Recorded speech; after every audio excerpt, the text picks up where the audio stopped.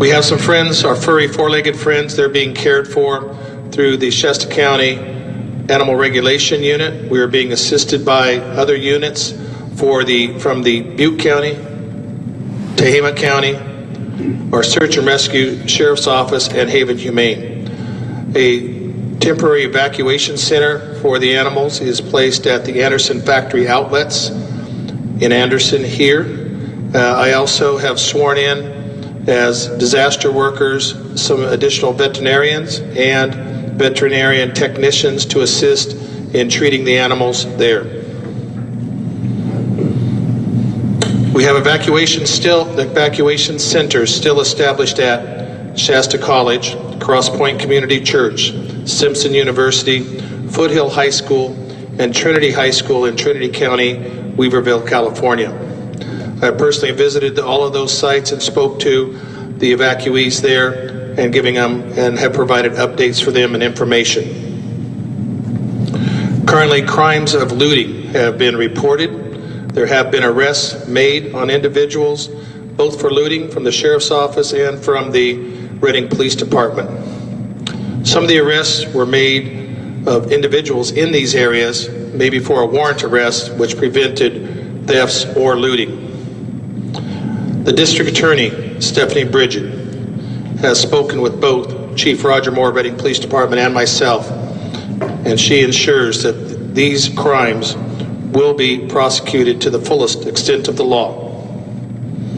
There's also some crimes that can occur during recovery and rebuilding, and so the fraud, the District Attorney's Office has established a fraud hotline, and that number is 530-225-5391. Also from the District Attorney's Office, sometimes during these incidents, price gouging occurs, and that can occur at the gas pumps or even at the local stores.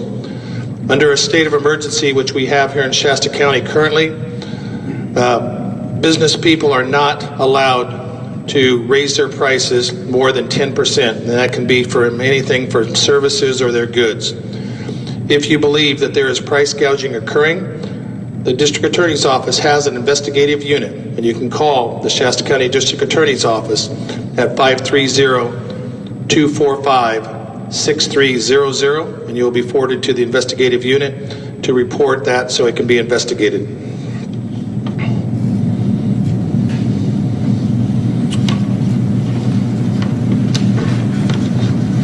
Additionally, through the Reading Police Department and the Shasta County Sheriff's Office, a missing persons hotline has been established, and that number is 530-225-4277. We've received approximately 60 reports of missing persons, and I'm very glad to say that both the missing persons cases conducted by the Reading Police Department and by the Shasta County Sheriff's Office, all those cases have been solved and the people located in those.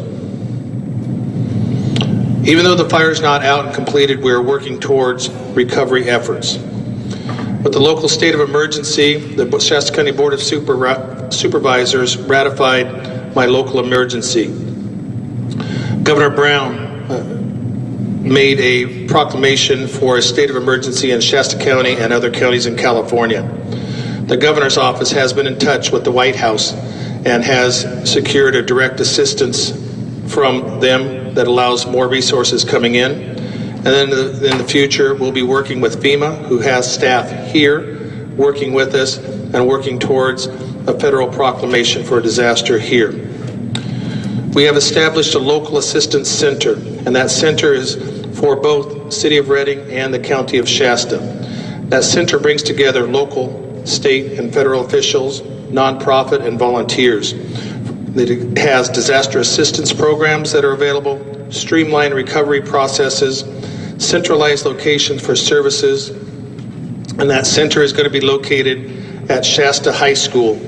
That's going to be open 7 days a week from 9 a.m. to 7 p.m., and that'll be open starting tomorrow, Thursday.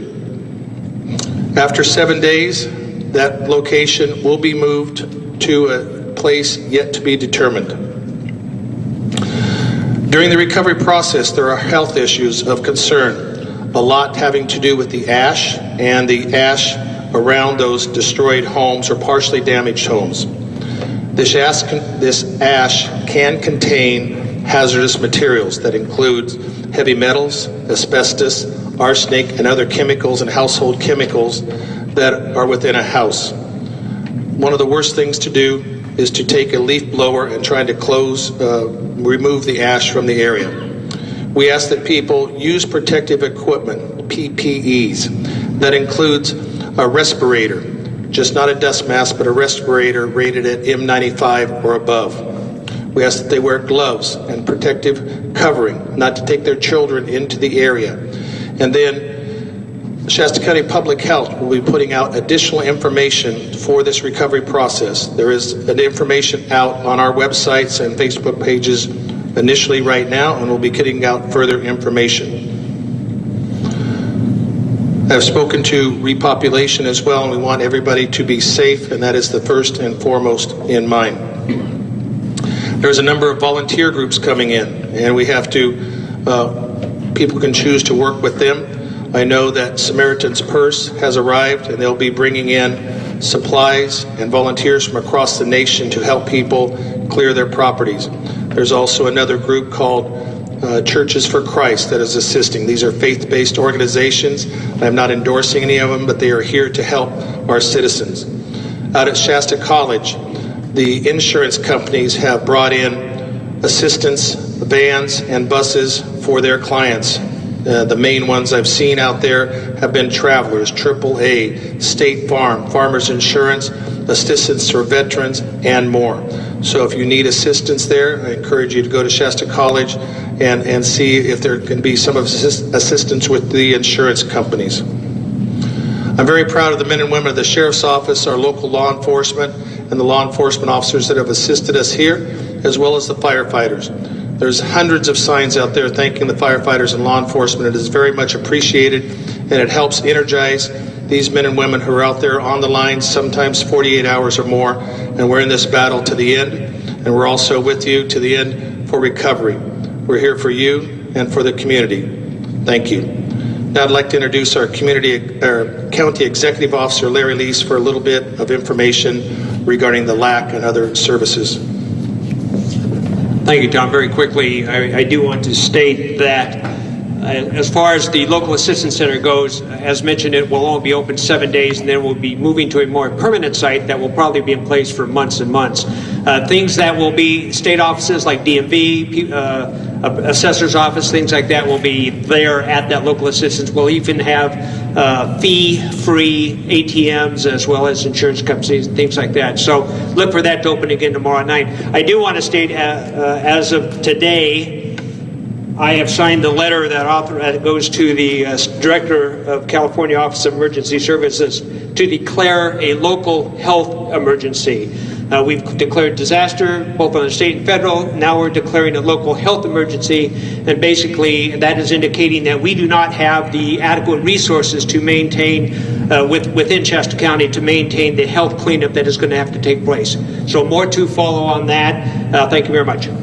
Your name, sir, please, and title. I am Larry Lees, L-E-E-S, and I am the county CEO. Good afternoon. Dave Moore, District 2 Director for Caltrans here in Reading. We have received a lot of comments, questions, and concerns about the status of Highway 299 and what will happen when the Unified Command ultimately allows traffic flowing again on 299, whether that's a portion for repopulation or for opening up for travel between Shasta and Trinity County and the coast. As you know, the fire 299 bisects the fire. There's about 27 miles within the fire boundaries. About 23 miles of those are completely burned on both sides of the road. We have received significant damage that's going to take a fair amount of time, a long time to repair and get that roadway back into the shape that it needs to be to survive a heavy winter or other things that may come down the future. Our first focus is taking care of the safety elements on the roadway, such as guardrail, removing hazardous trees, and other safety signs and those kinds of things to make sure those are in place before we allow traffic unimpeded in that section. So we have a contractor out there right now. They started yesterday. They're replacing the guardrail. We have miles of guardrail that have been burned or damaged to the point that it has to be replaced. So we have a contractor out there right now working. They're bringing on additional subcontractors to help in that effort. Until those safety devices are up and we feel that the roadway is safe, when we do open the roadway, it will be under some form of traffic control, which basically means it'll almost be treated like a construction project, but 24 hours a day until such time those safety elements are replaced. Once those safety elements are replaced, we'll then be able to open up the roadway when contractors aren't working out there to back to a normal highway. However, with all that work we have out there, and we have damaged culverts, we have 400 acres of exposed ground next to the roadway that we have to deal with erosion control and other protective measures, as well as all the stuff that we put in Buckhorn the last several years. We're evaluating what type of treatments we need to do to protect those slopes. We will have a contractor out there for 2 to 3 months, so there will be a construction project going on with traffic control and traffic delays. Thank you.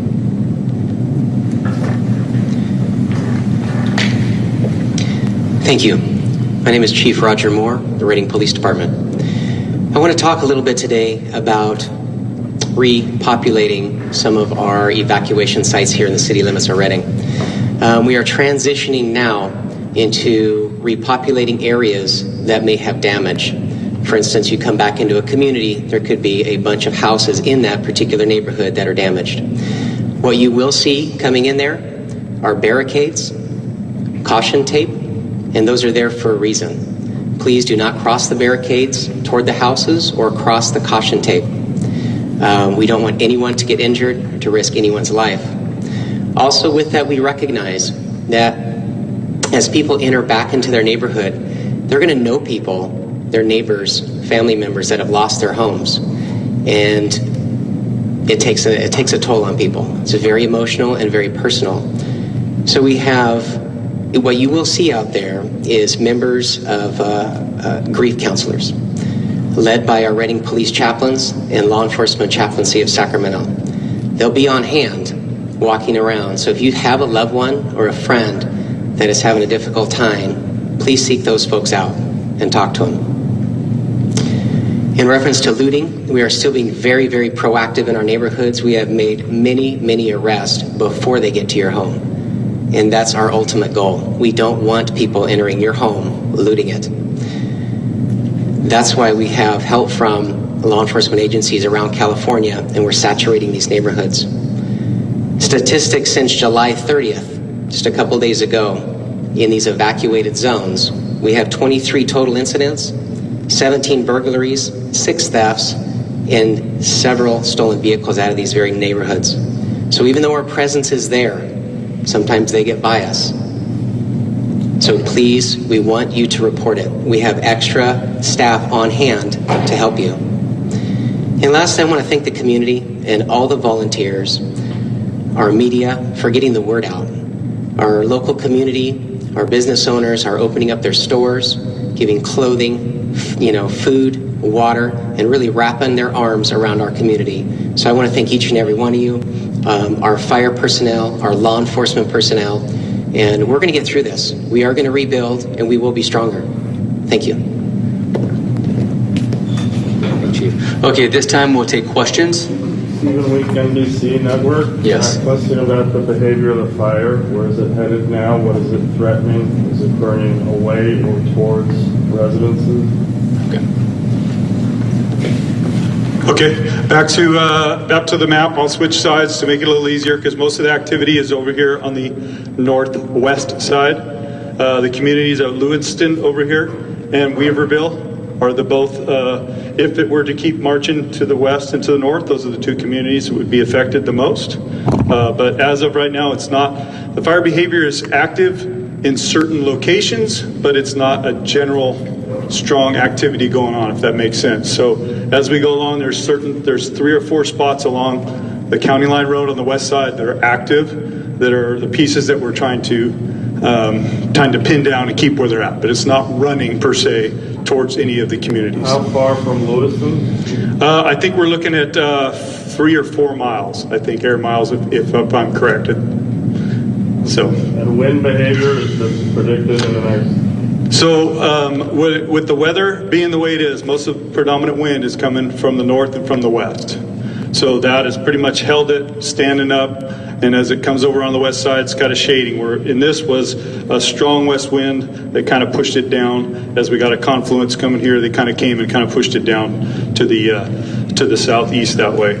As this wind's been kind of steady westerly wind, it's been kind of holding here. Unfortunately, that the IMETs are telling us where the wind just kind of gets up here and goes back and forth. So we'll have a little bit of an east wind, then we'll have a little bit of a west wind, and that will continue.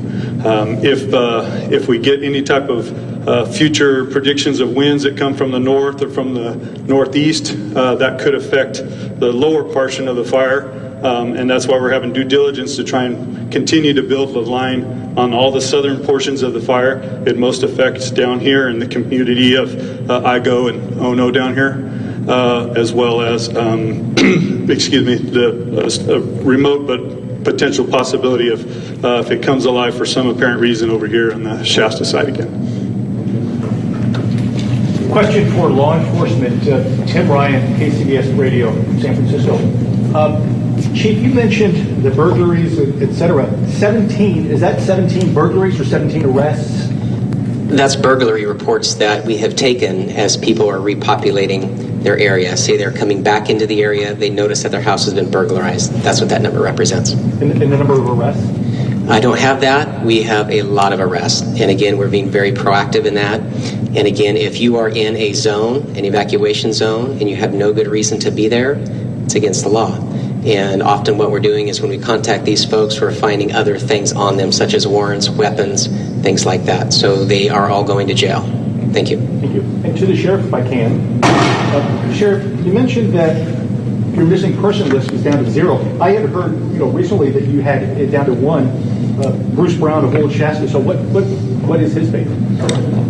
We have heard that he's been located, and as of this point, we have no missing persons outstanding.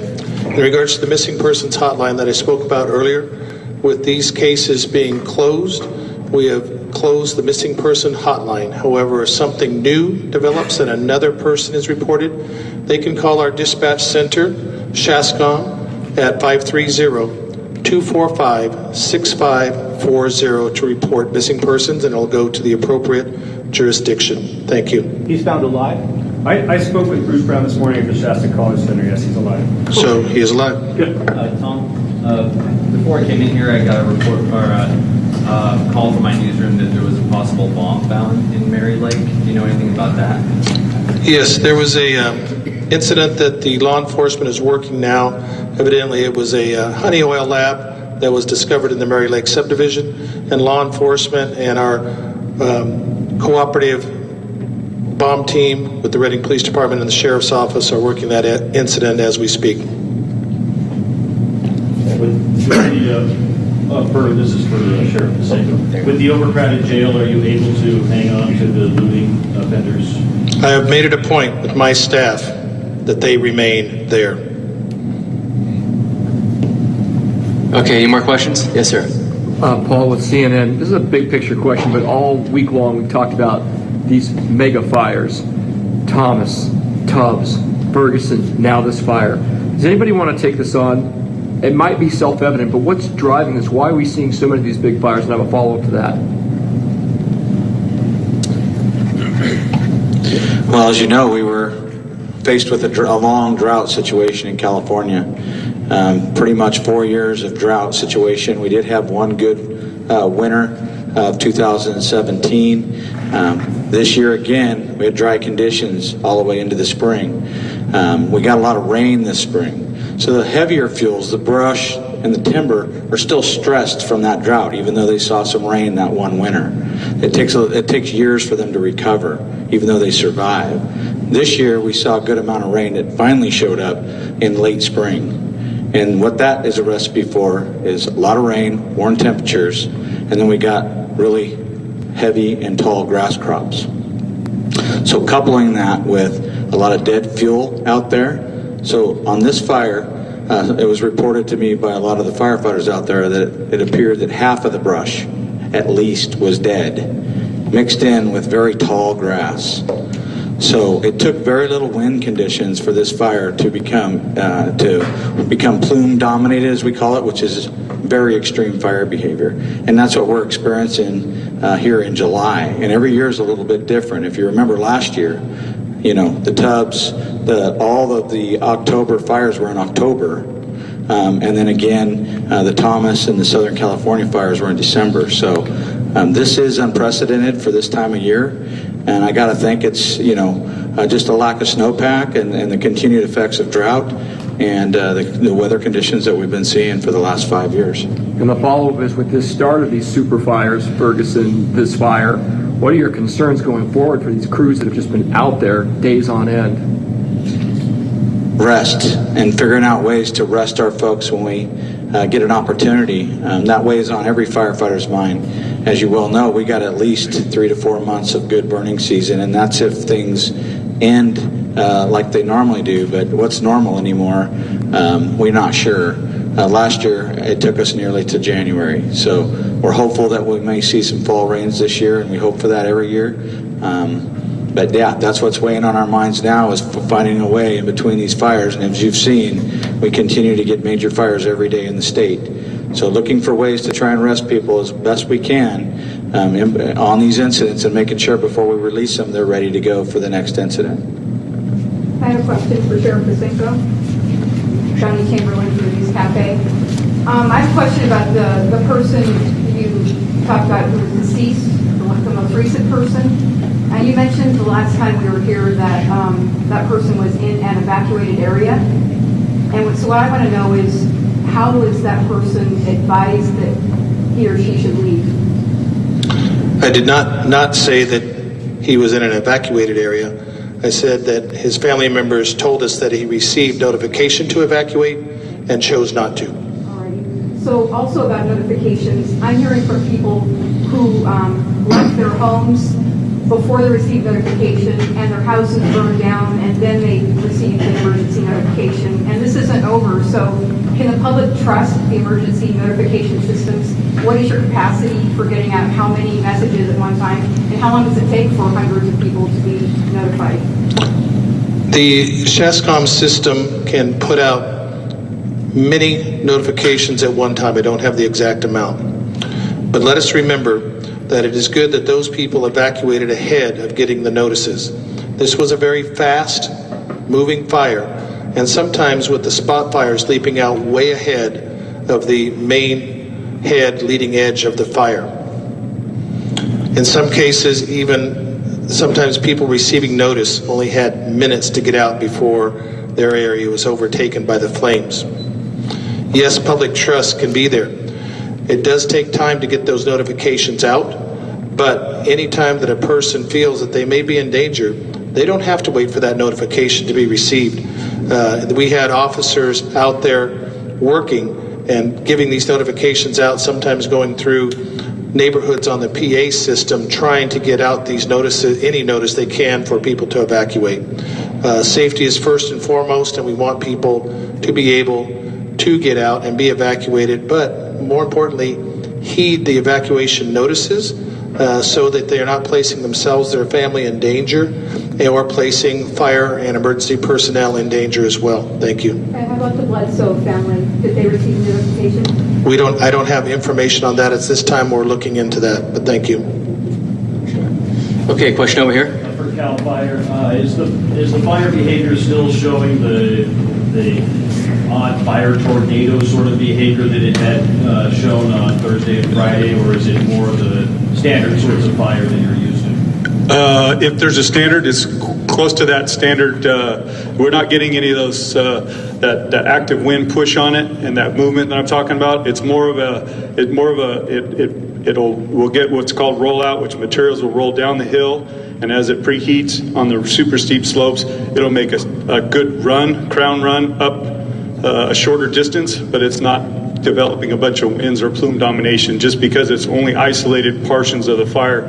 They're burning at a certain time. They're not all burning at the same time. Get that plume domination. So it's no longer creating those 70 to 100 mile an hour winds that it had been. Correct.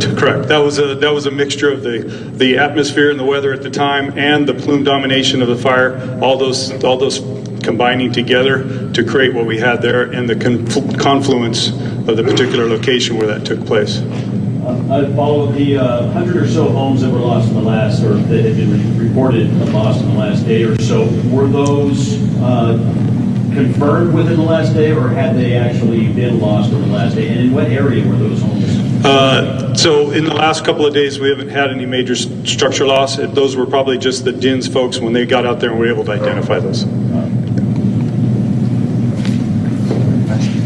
Okay, we'll take two more questions. Liam Moriarty, NPR. This is for Steve Crawford, please. Chief. Yes, sir. Yes, sir. Just want to make sure I'm clear on that area of concern to the northwest there. We're talking about Weaverville and those areas. At this point, I got the sense you were saying that there was some serious potential there, but basically the way things were behaving right now. Correct. Under the current weather conditions, the way that has slopped over onto the western side of County Line Road, it is not making major runs towards those areas. Just the topography and the fuels themselves are making it very difficult to get it in check. So as it's continuing to move, it's just not making those significant runs. That doesn't make us out of the clear. It's based on current weather, and the topography that it's on now. If we get any type of change in the weather system or anything like that, there is the potential of a different wind system hitting that and making it run. Excellent. Thank you, sir. Okay, last question. To the county executive, please. This local health emergency, who declared it? Is it countywide? What does somebody who worries about a health emergency do? So within Shasta County, we have the responsibility of the county public health officer, and that includes all boundaries within Shasta County, incorporated and unincorporated, all the cities. And so we have the ability and the obligation to make that declaration if we deem it appropriate. I've been meeting with our public health director, Dr. Andrew Deckert. We have determined that it absolutely is appropriate. And so, again, as I said earlier, I have signed the letter, and we have moved forward on sending that letter to the director of the State of California Department of OES, the Operative Emergency Services. Okay, thank you very much. This concludes our press conference for today, August 1st, for the Carr incident. Thank you.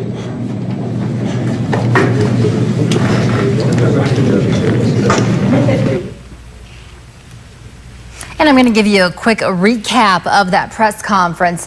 And now the roadblock on Lakeside Drive and Woodlawn has been lifted. The area of Mary Lake was closed down for a report of a possible bomb, but Sheriff Tom Basenko says that it was determined to be a honey oil lab. Now, also mentioned during the press conference, CAL FIRE says the fire is about 3 to 4 miles away from Lewiston, but they are trying to hold the line east of County Road. They are also using aircraft and helicopters because of the steep terrain. Although the smoke in the area is causing issues, so they are only able to keep aircraft in the air for about 3 hours, 4 hours a day. Now, on the north side end of the fire, they do have bulldozer lines, which is helping firefighters. Now, several officials said they are making progress and they are moving from response to recovery. A fraud hotline has been established by the Shasta County DA's office. Now, that number is 530-225-5391. Now, as for price gouging, businesses cannot raise prices more than 10%.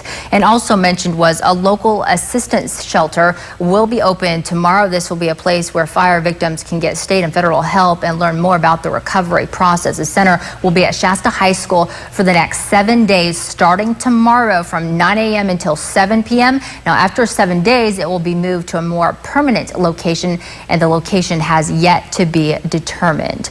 And also learned is that the missing persons, they have closed the missing persons hotline. All the cases have been solved, and there were 60 reports of missing people. And coming up tonight on KRCR News Channel 7 at 5 and 5:30 and 6:30 in our later evening newscast, we'll have this and more. Stay with us. Magic Johnson being honored